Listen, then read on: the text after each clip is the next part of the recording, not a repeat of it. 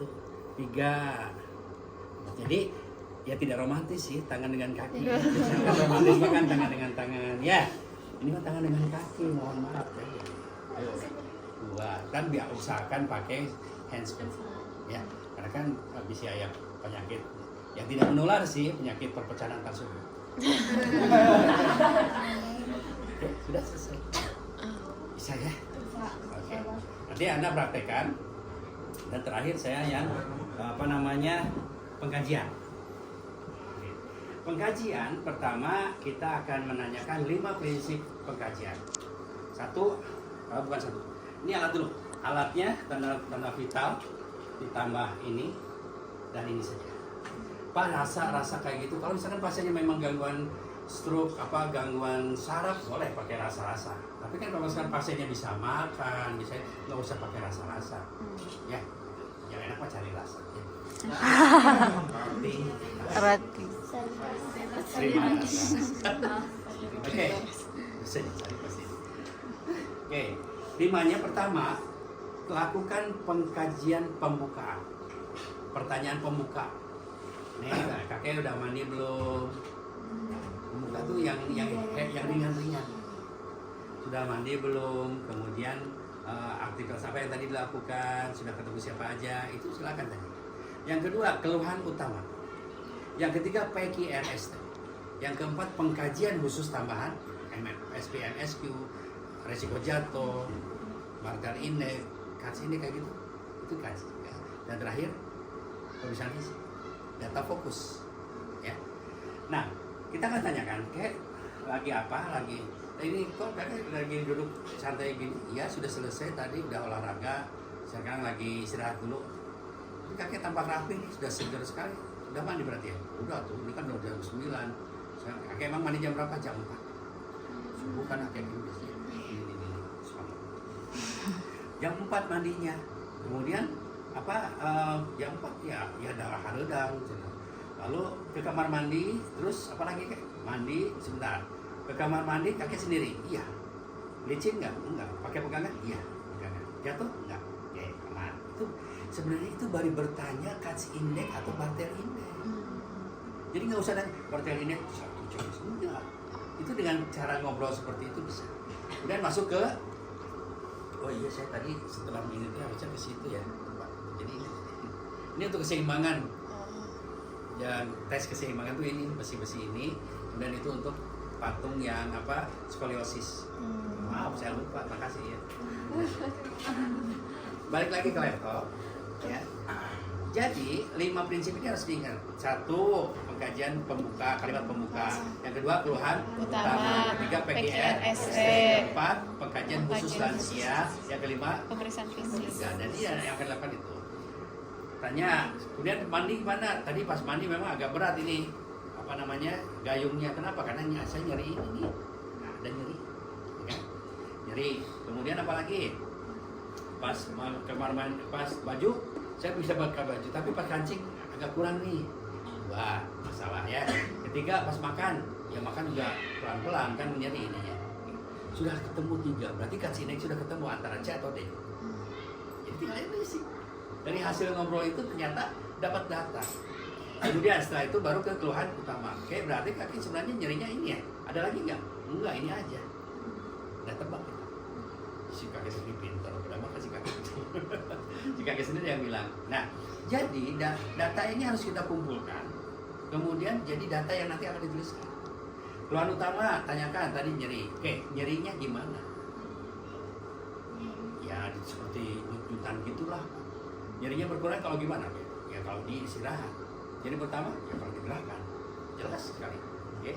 Rentang skala nyerinya gimana? Oke, 0 sampai 3 nyeri biasa. 4 sampai 6 atau 7 nyeri sedang. 8 sampai 10 nyeri pisan, nyeri sangat. Kira-kira jawabnya gimana? Nggak ulang. Dan teka bayang kan. Bagusnya gimana? Pakai tangan, pakai jari kita. Skala nyeri, kayak panghitungkannya, kaki nyerinya di mana ya? Nyeri pisan atau nyeri biasa? Nah, hiji 2 sampai 10. Ya, oke. Hiji sampai 3 nyeri biasa. 4, 5, 6, 7 nyeri sedang.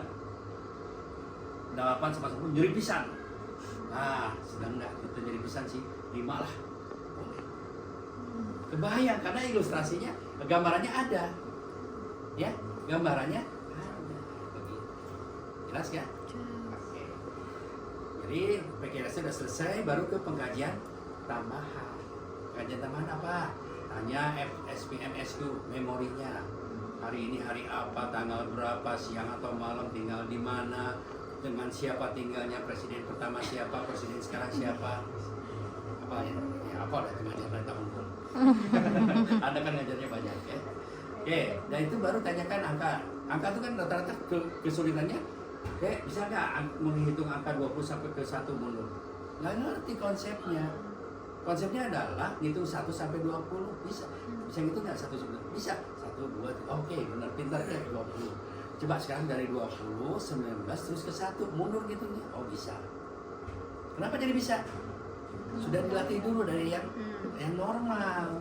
Jadi si kakek bingung karena nggak normal hitungan mundur. Kumaha carana ngitung sambil mundur kan? 20, 19, 1. Jelas ya?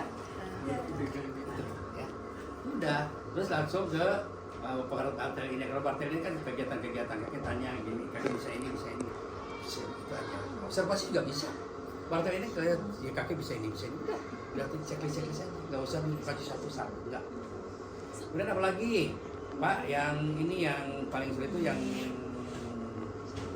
apa? Depresi. 30 pertanyaan Pak. Ya buat aja 6 bagian. Bahagia, merana kesepian, kemudian khawatir terhadap masa depan, apalagi sedih dan perlu sosialisasi. Kita tanya aja si kakek, si abahnya, perihal hidup dia dari lahir, dari menikah, punya anak sampai sekarang dia happy. Jadi perasaan happy itu akan diungkapkan ketika selesai cerita. Kayak Ari Hakim berarti anaknya tilu teh udah anggotanya 3 udah jadi semua, jadi tentara, pramugari sama jadi pengusaha. Iya. Kita nggak ada cucu suka nelfon, karena suka kesini, nggak kesepian ya. Bahagia, karena ceritanya bahagia.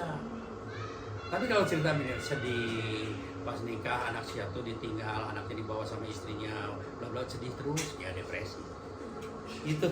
Jadi dengarkan cerita saja, nanti poin depresi bisa checklist. Kecuali ada yang tertinggal, tanya. Udah selesai, baru ke pemeriksaan fisik, kekuatan otot, ya kan?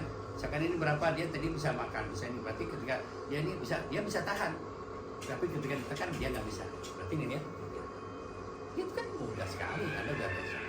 Dan ke kaki, udah selesai pemeriksaan fisik, pemeriksaan fisik. Pak ini gimana ya? Ini untuk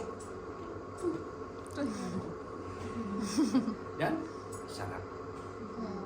Nah, kalau pasien stroke ya, dan ini untuk hipertensi. Sakit. Ya. Kenapa harus pakai suhu Pak? Tensi juga kan pasiennya gangguan iya. Apa perlu itu?